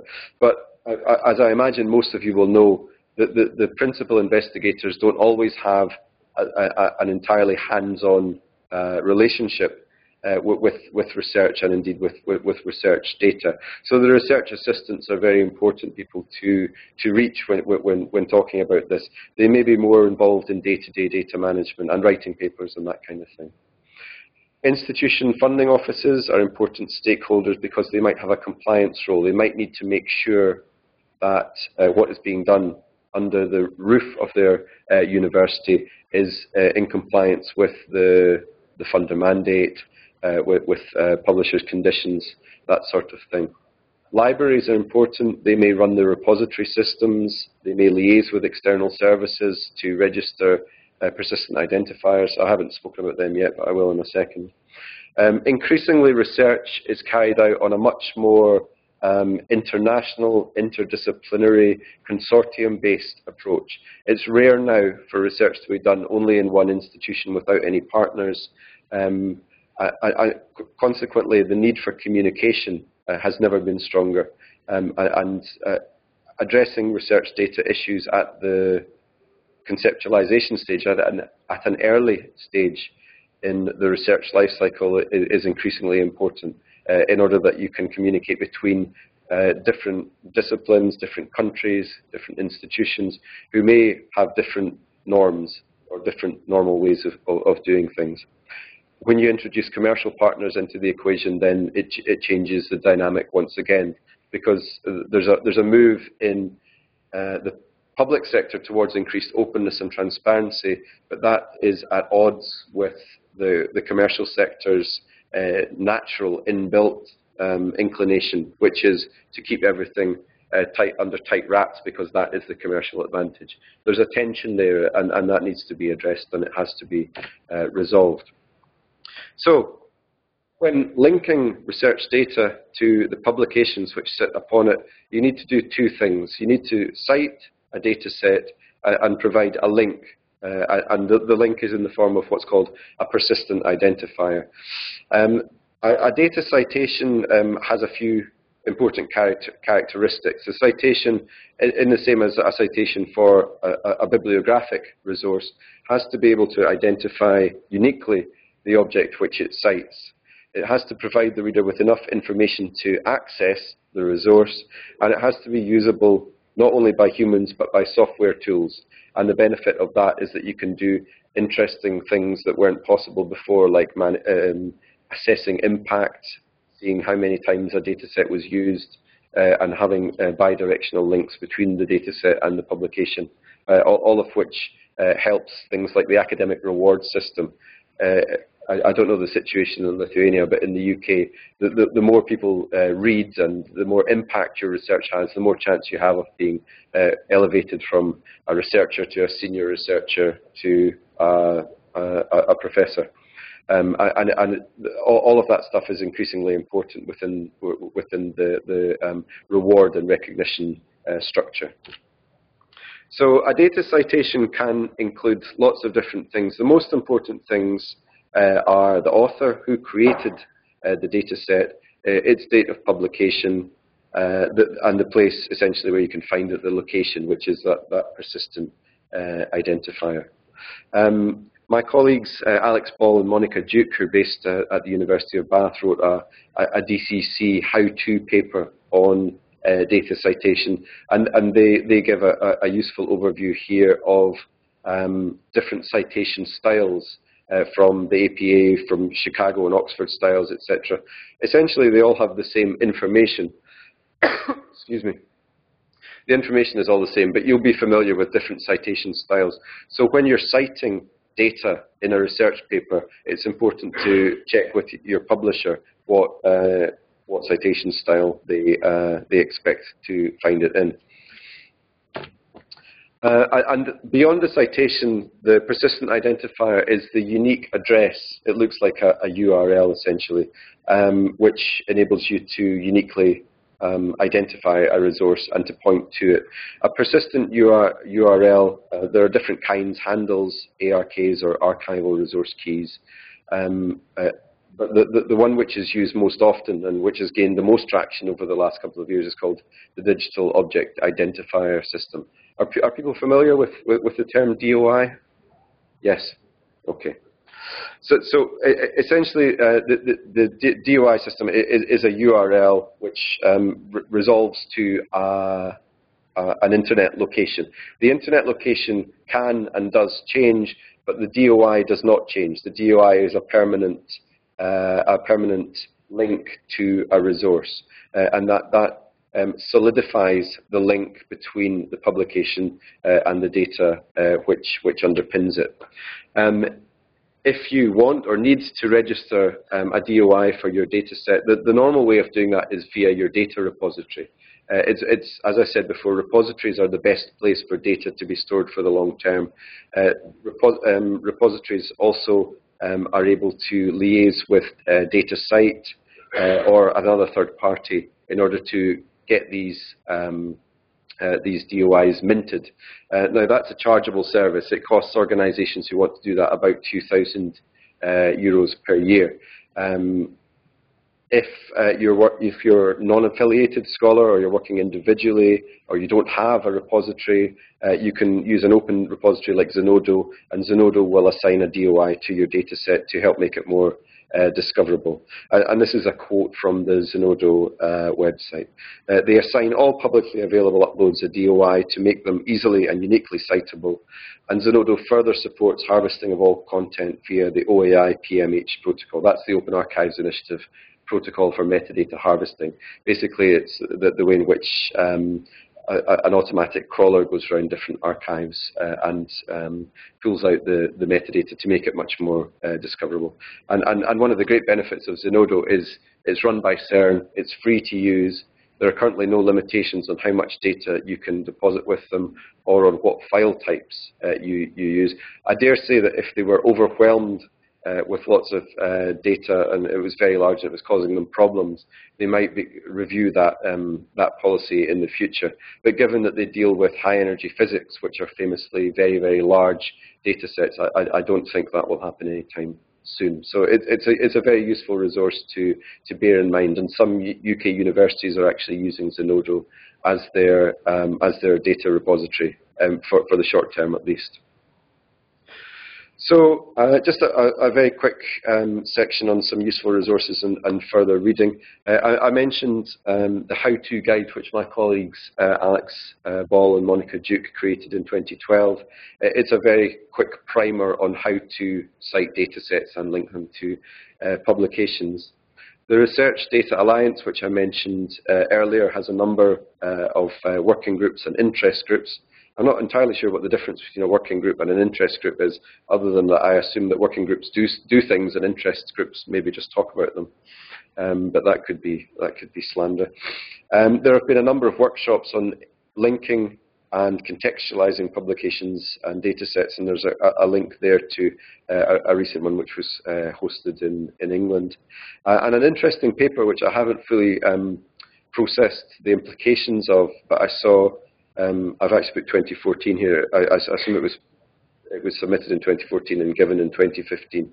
It's a system for distributed minting and management of persistent identifiers from a guy called Lukasz Bolakowski from Warsaw. And his view is that because minting DOIs is something which has to be done by registration agencies, that it is somehow undemocratic, and that if a peer-to-peer system for minting DOIs could be established, then it would be much more in keeping with the system of with the values of openness. As I said, I haven't entirely processed this, but it was an interesting notion. And the way he described it was that peer-minted persistent identifiers are the Bitcoin of PIDs, as in they're not backed by a central authority, which would be the International DOI Federation in the case of DOIs.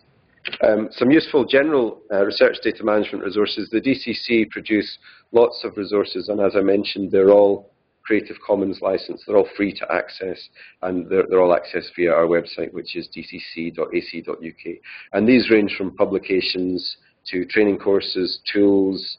There's a disciplinary metadata resource so that you can describe your data in a format which is in keeping with your own disciplinary norms. And we run events like our International Digital Curation Conference and Research Data Management Forums, etc., which publish proceedings and things like that online. And we also carry out tailored support and consultancy, until recently limited to the UK, but we've now begun to look beyond the UK to support universities and research organisations in other countries. And as I said, we are and always have been involved in international and European projects such as FOSTA. So some good non-DCC resources on research data management are some books.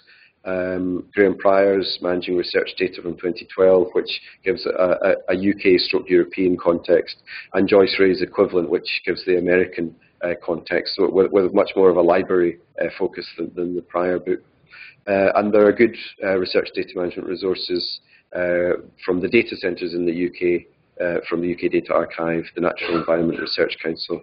The European Union are beginning to develop resources because they have this open data pilot, and projects such as UDAT are developing resources to help researchers to meet the open data pilot conditions. And universities, especially in the UK and the USA and indeed Australia, are developing useful resources, which in many cases are Creative Commons licensed and can be repurposed by whoever wants to. And just finally, a couple of slides about the FOSTER project, which I'm contractually obliged to deliver. FOSTER stands for Facilitate Open Science Training for European Research. It has a particular focus on younger researchers to help them to adopt open access in the context of the European research area, to comply with open access policies and rules of participation set out in Horizon 2020. And that includes the open data pilot, which is new in FP in Horizon 2020.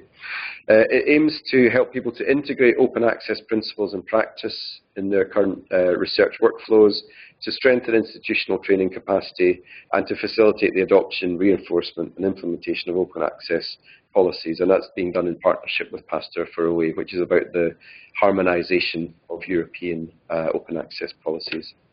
The way in which this is being done is to identify and make discoverable existing content which can be reused in the context of different training activities. We've worked, and we continue to work with universities to translate materials mostly from English into other languages, and to pull together discipline-specific things. As I said before, I come from the humanities side of things, and so many resources talk about science and data, and that can be a bit of a turn-off if you are from the humanities, because you think, I don't work with data, I'm not a scientist, my methodologies are different. So even just changing the terminology so that it's more readily accepted can be quite a useful activity. The way in which the materials are being disseminated is via the FOSTER portal, and there are various help desk functions able to help with that. And we're also carrying out face-to-face training, such as this series of seminars. The idea being that people who attend FOSTER training can then go on and train people in language, their own languages, or language which is more readily accepted in their disciplinary community. So thank you very much, and ačiū. I'm sorry that's the only word in Lithuanian that I've picked up so far, but thank you.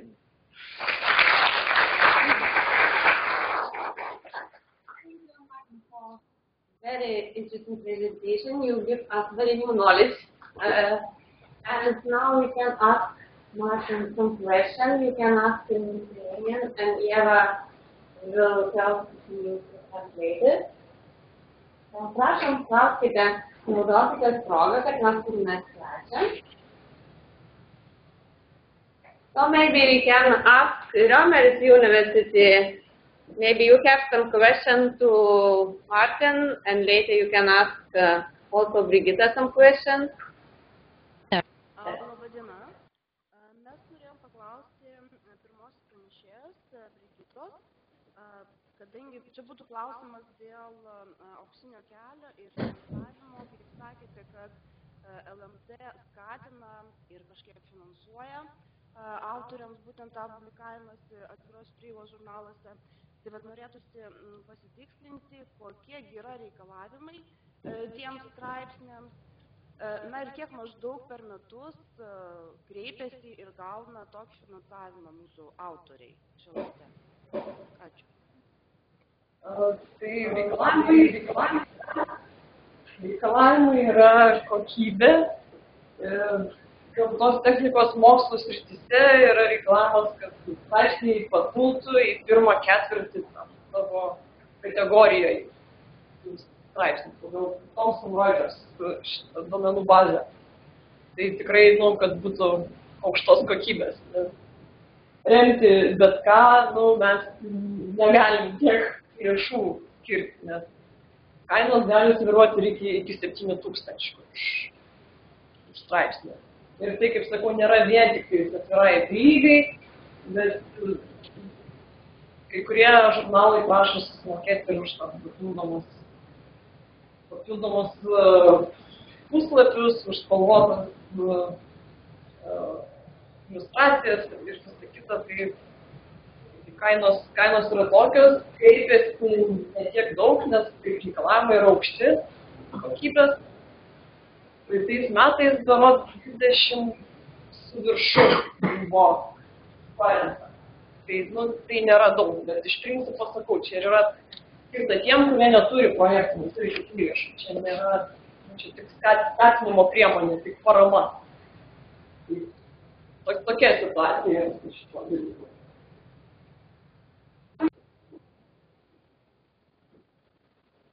Dėkui. Ar turite daugiau klausimų?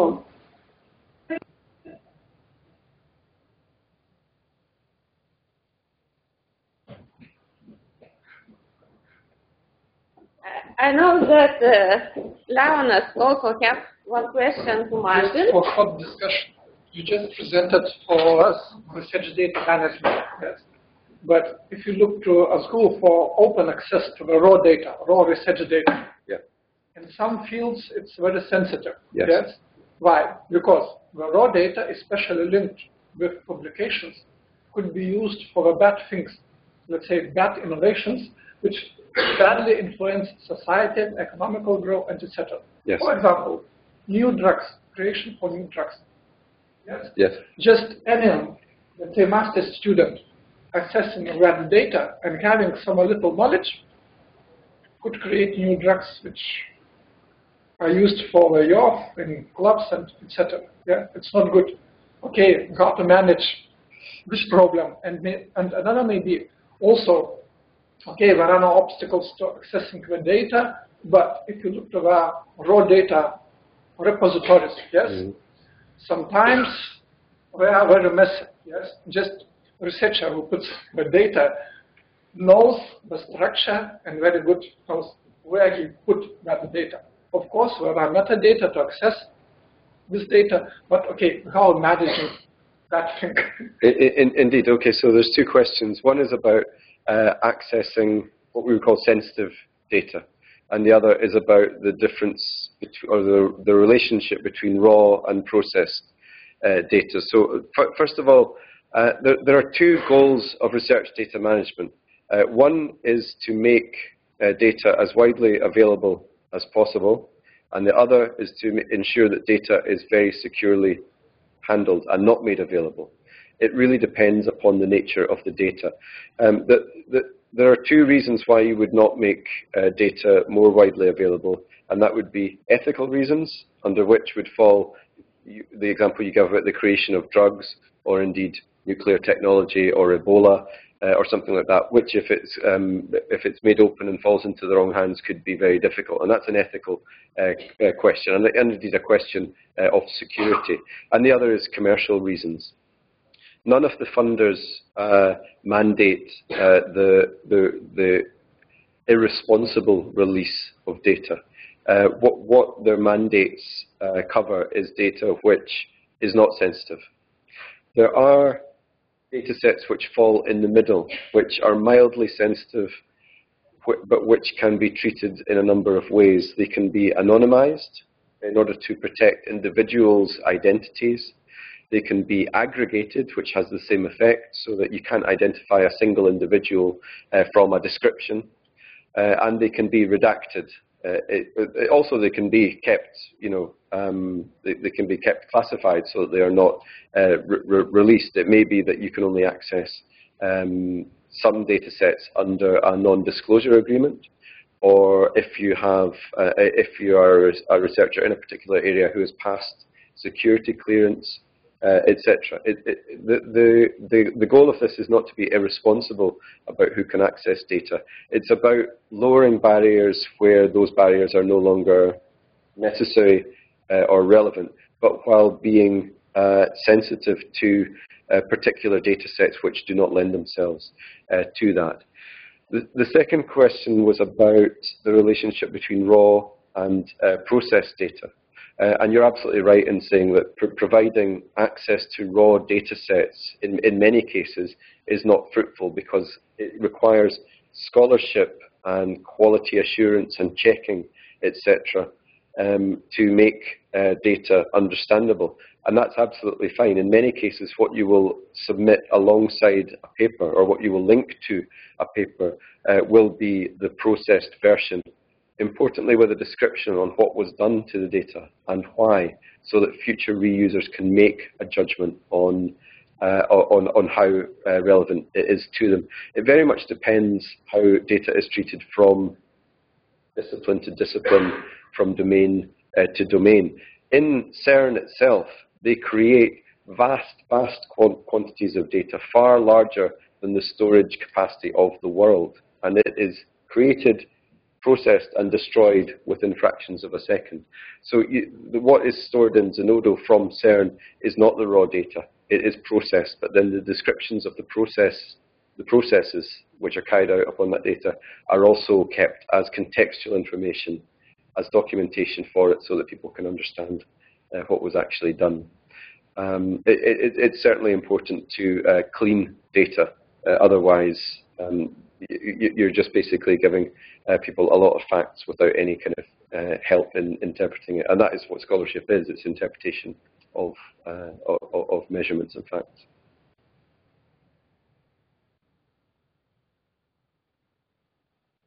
Okay, thank you. Okay. Some more questions? I would like to ask you some technical questions. Oh, I don't like technical questions. But it's quite simple. I think that you know the answer. What software do you use at your university for creation data repository? So Edinburgh University uses the DSpace repository software to manage its data centre, which is called DataShare. And that is where Edinburgh University researchers deposit their data sets. Only when the funder or the publisher does not mandate somewhere else for it to go. So our view, and this is the general view of UK higher education, is that the correct place or the best place to deposit a data set is not in the institutional repository. It's in a disciplinary or a domain repository, so that it's in with other resources from that subject area. The Edinburgh's DataShare repository exists almost as the place of last resort. If there's nowhere else for it to go, then we will look after it.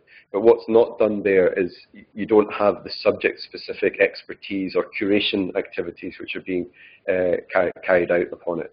So we use DSpace. Other universities in the UK use systems like ePrints for data. They might use Fedora, they might use Hydra, that's quite an increasingly popular one, especially in the US. And some are using what we call CRIS systems in the UK, Current Research Information Systems. Now these originated as effectively administration and management systems, but which have been developed in order to either act as catalogues for data sets or to actually host the data sets themselves. There was an obstacle to that until quite recently. In the case of Pure, which is the most popular CRIS system in the UK, it did not have a preservation component. It didn't address preservation at all because it was dealing with records for a kind of contemporary setting that didn't need to be stored into the future. But when they realized that other people were using the system for purposes that it wasn't originally designed for, then that capability was developed. Thank you. Another question is related to copyright issues, because researchers are also saying that data could be stolen by some. So copyright varies from country to country. One thing we often hear is that data isn't subject to copyright because facts are factual. The organisation of data is in the UK subject to copyright under a law called the Database Right, which is the equivalent of copyright for publications on audiovisual and all that kind of thing. When that is raised as an objection against data sharing, that somebody might use it without giving the proper attribution, the arguments to say, well, that's no reason not to do it, are precisely the same as to say, well, you publish books, don't you, and people could plagiarize your books or your research papers and not give you the correct attribution. It's much harder to get away with that now with the development of internet technologies, which can go out and crawl the web for citations and for unattributed citations. It is a concern among researchers everywhere that if they make their data available, other people will come use the data and won't give them credit for it. But that's exactly the same as is possible with written publications. And indeed, it is a risk whenever you put anything out into the world that somebody will come along and say, I'll have this, thank you, and I won't give you the appropriate credit. But it's easier to identify when that happens now. It's still quite tricky to identify it when it happens and somebody converts it into another language, because that process of translation takes it away from the original. But in science, in many sciences anyway, it's an international language of where it should be not such a problem. Okay. I have a question of a more general nature. In your talk, you mentioned trusted repository. Yes. So I have a simple question. What makes the repository trusted? Okay. So there are different kinds of certification which repositories can put themselves through. This emerges from the publications world, where there are things like the data seal of approval is the data equivalent of repository certification. There are ISO standards for repository audit, which you can go through. But that is quite a heavyweight process. As anyone who's looked at ISO standards will know, that is quite a heavyweight process.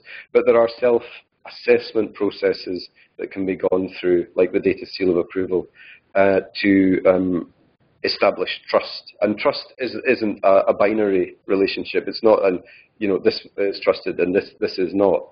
But via processes of self-assessment and in heavy cases audit, trusted status can be identified. And there are different initiatives which are ongoing at the moment, like open badges to help people to be able to determine very quickly whether something is a trusted repository. I would suggest that anything that was mandated by a funder, that the researcher should be able to trust as being a responsible long-term steward of their intellectual output. But as with everything to do with research data, it's a relatively young and immature topic area. There are RDA working groups and interest groups which form and which dissolve and which change from working groups into WGs into IGs. So it's all in flux, and in fact digital preservation and data management are very young areas. So it is all changing. But we hope and believe that via international cooperation, such as the Research Data Alliance, that we won't get to a situation where what's happening in North America, what's happening in Australia, and what's happening here in Europe are all incompatible, because that doesn't serve the goals of humanity.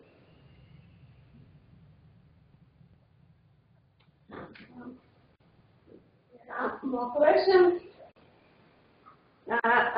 What about Nicholas? Do you have questions? Yes. So thank you for your presentation. It was very interesting. And we have one more question. Maybe you know if there are some movements or projects, initiatives that promote and stimulate open access publishing cause for authors. Thank you. The question was about projects to stimulate funding for open access. Yes, exactly. Yes. Because as we all know, it's quite expensive for authors to publish. It can be. Gold open access is expensive. Green open access is free.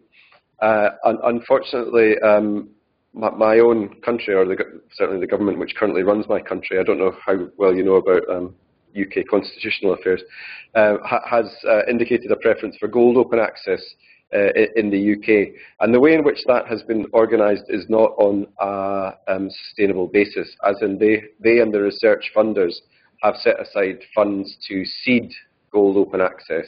But they will not do that forever, and it remains to be seen exactly how that will work, whether researchers will be obliged to include publication fees in their grant applications, which is difficult to do because you don't always know at the beginning of the research where you're going to publish.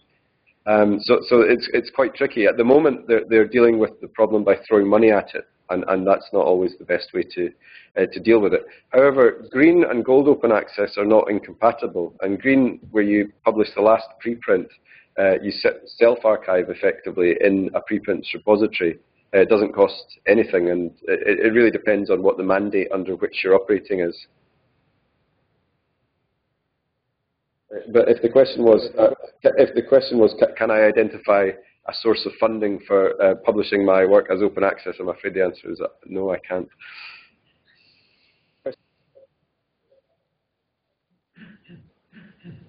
I have to say that publications are not my area of expertise. Data is what I specialize in.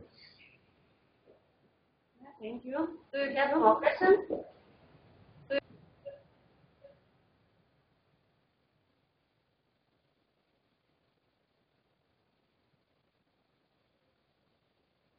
No, it's no connection maybe with what we cannot get nothing.